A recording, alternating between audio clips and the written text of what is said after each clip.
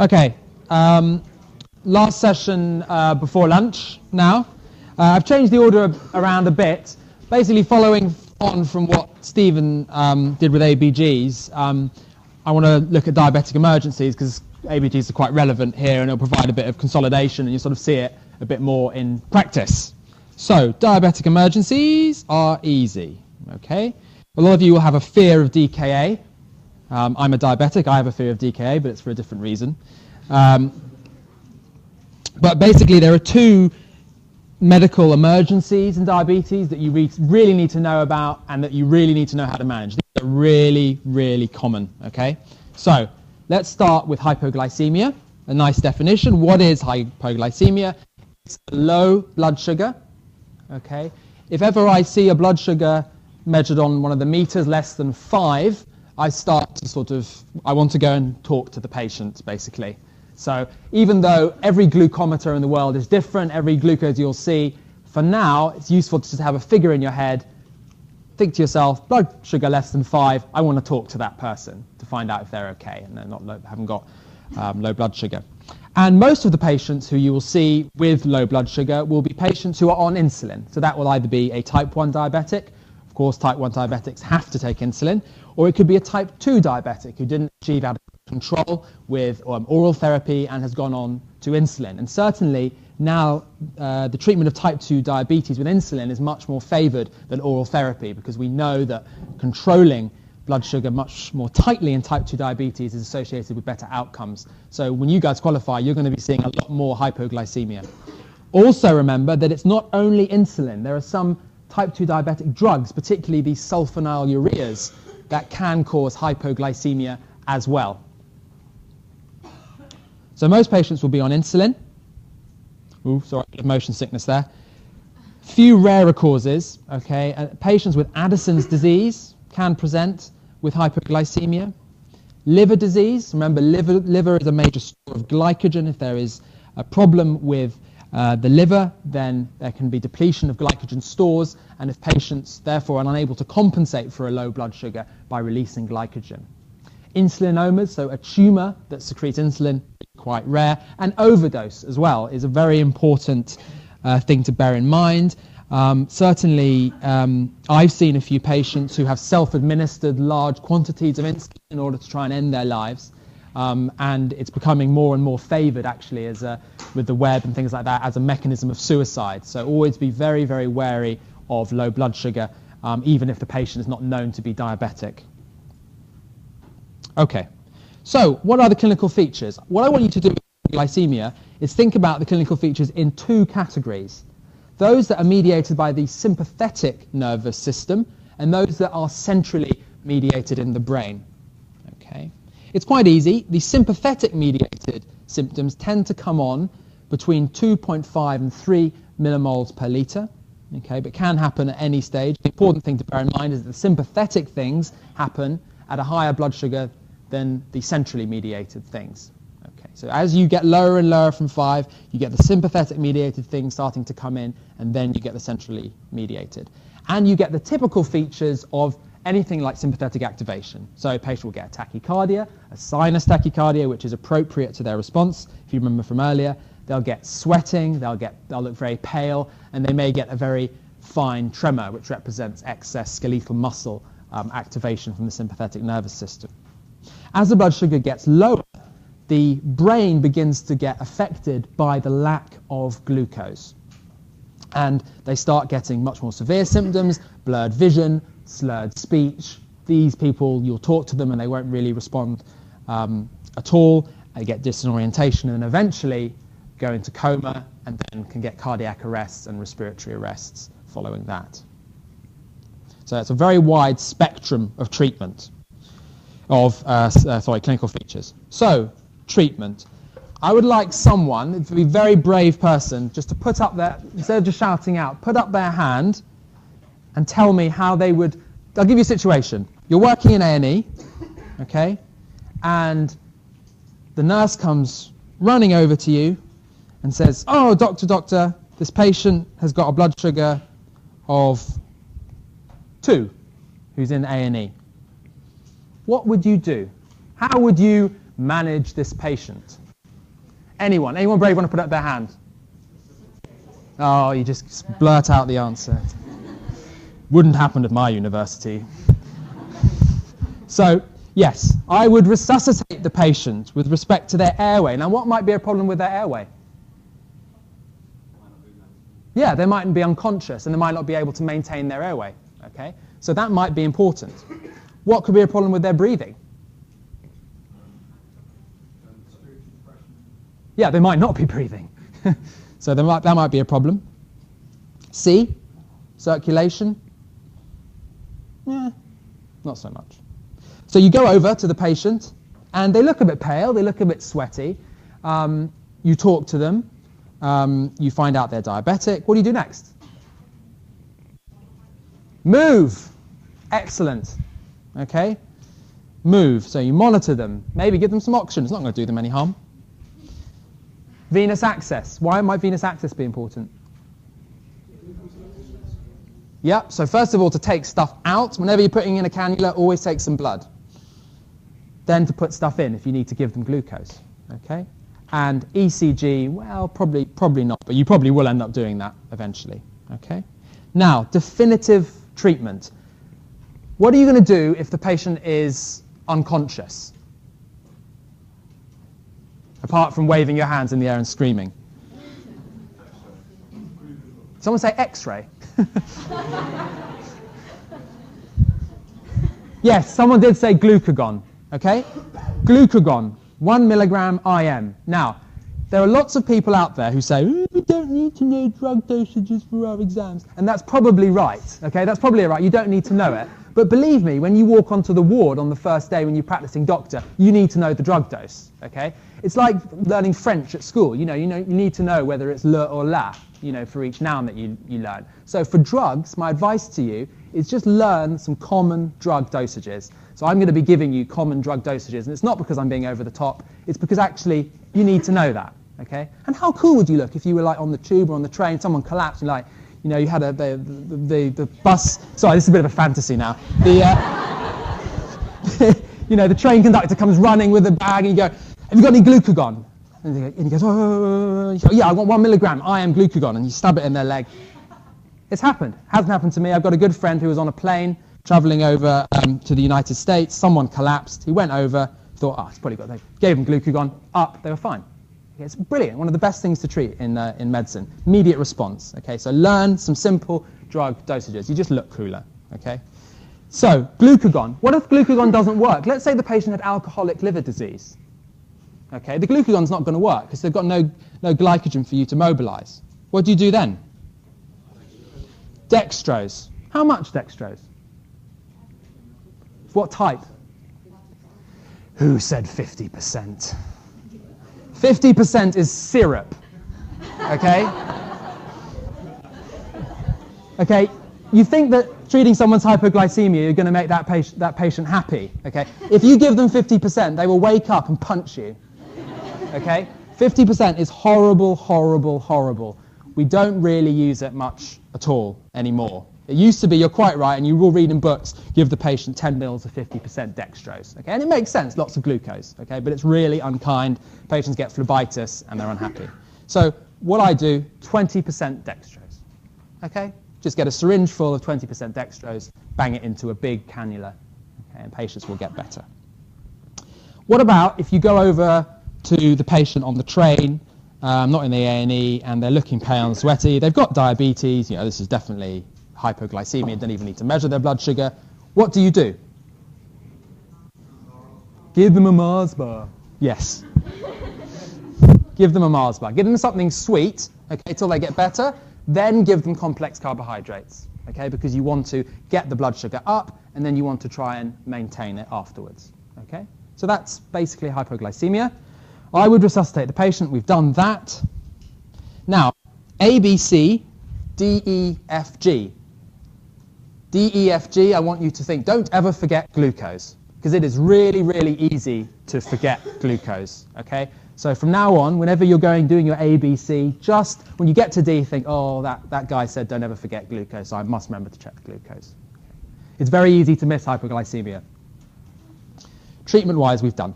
Okay, hyperglycemia. Hypoglycemia is a little bit more complicated. I think one important thing to say is don't rush to treat hypoglycemia. You will see a lot of patients on the ward on their as-required medications. They've been prescribed fast-acting insulin just in case the blood sugar goes above 15. Okay? Generally, as opposed to hypoglycemia, patients with hyperglycemia are okay. Okay? And probably they're on insulin anyway, and the blood sugar will come down. So please, please, please do not go see a patient, they've got a blood sugar of 15, oh, I'll just tweak them. I'll just give them a little bolus of insulin and it will come down. You do that and they'll end up becoming hypoglycemic and you'll have one of your hands raised in the moment's issues. So with hypoglycemia, the main problem is diabetic ketoacidosis. Okay? Now, that tends to set in very gradually, unlike hypoglycemia, which is very sudden. It can take days, even weeks, okay? And it requires two things. It requires ketosis, okay, so the presence of ketones. Usually those will be detected in the urine, but you can also detect them in the blood. And it requires an acidosis as well. So those two things are required for the diagnosis. Usually it occurs in type 1 diabetes. That's the traditional teaching. We are beginning, certainly, to see some cases in type 2 diabetes, and that's probably because, as you may know, in type 2 diabetes, after a long time, you get pancreatic exhaustion because of the high levels of insulin that these patients are secreting because of their insulin resistance. So they can also, patients who have been type 2 diabetic for some time, also get diabetic ketoacidosis. That's just an important caveat to keep in your mind. The usual reason is non-adherence. Okay? So typically in teenage diabetics, they tend to rebel against their treatment and they might not take it and they can come in DKA. A very important cause, which you must always remember, is infection. Okay? So any type of infection, and remember diabetics are more prone to infection, can cause DKA, as can any other intercurrent illness. That's the same thing. Okay? So what do you get what are the symptoms? What are the symptoms of diabetic ketoacidosis? Anyone? Just shout them out.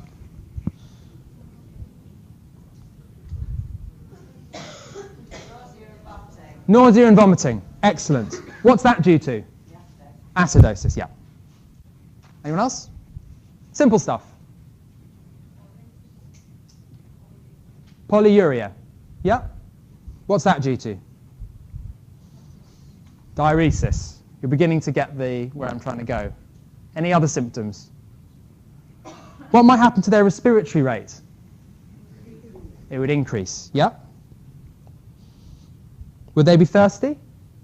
Yeah. Polydipsia. Diuresis.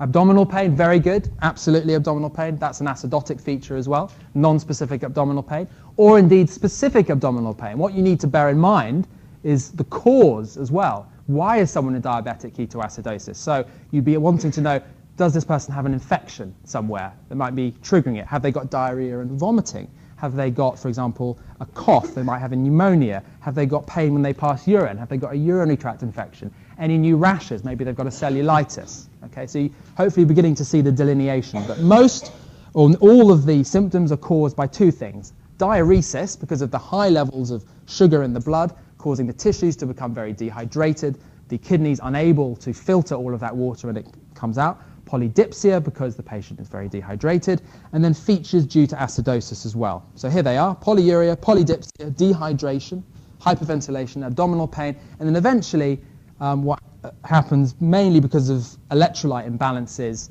and the acidosis itself, patients will develop arrhythmias and eventually cardiac arrest. Diabetic ketoacidosis is something to take very, very seriously because it tends to affect young people and it can kill very quickly. So, how do you manage diabetic ketoacidosis?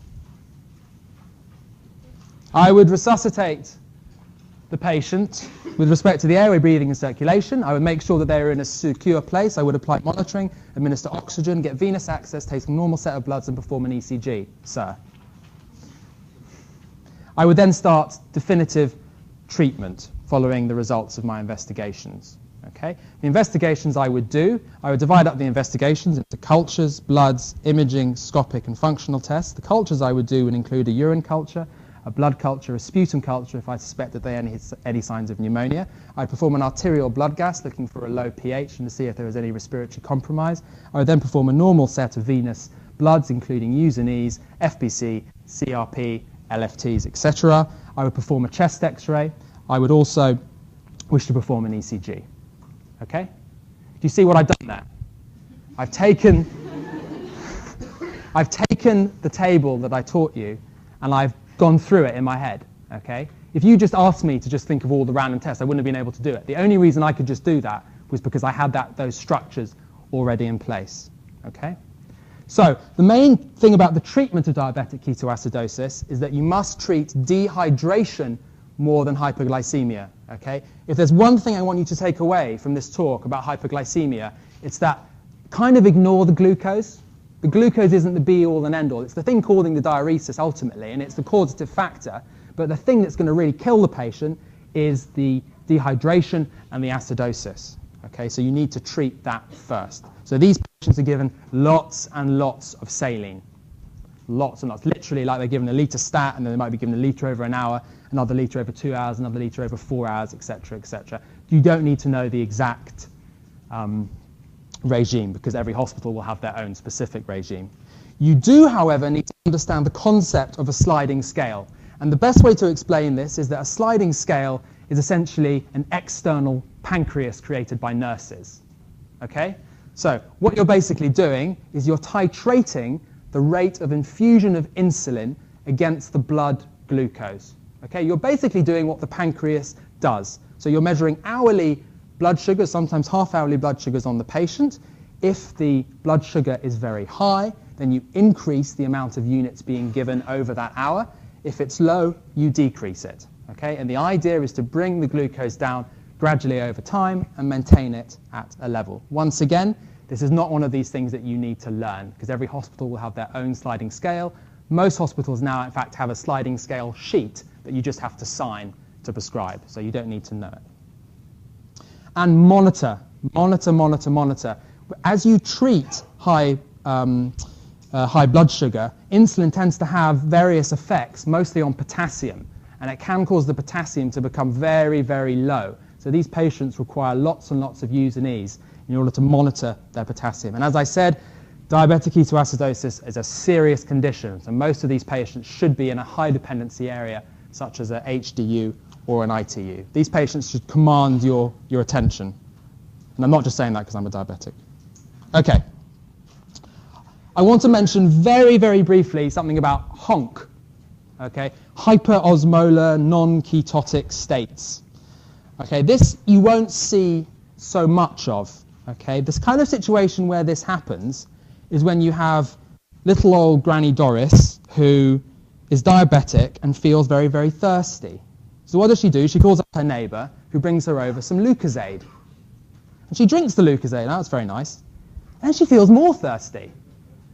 And then her neighbour brings another bottle of Lucozade, and another bottle of Lucozade, and another bottle of Lucozade, okay? And the glucose goes higher and higher and higher and higher. The osmolality of the blood goes higher and higher and higher and higher. And there are huge osmotic swells, most importantly in the brain, okay, which cause coma, essentially. Okay. She would, of course, if she had the capability, eventually get ketoacidosis.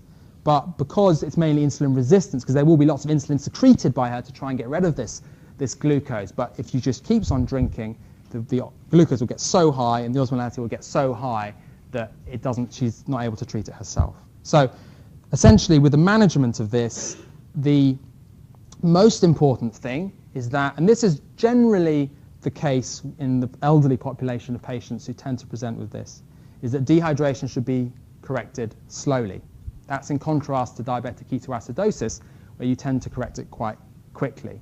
The other thing is really important here, and if you're going to take one thing away about HONK, this is what I want you to take away: heparin. These patients clot like anything.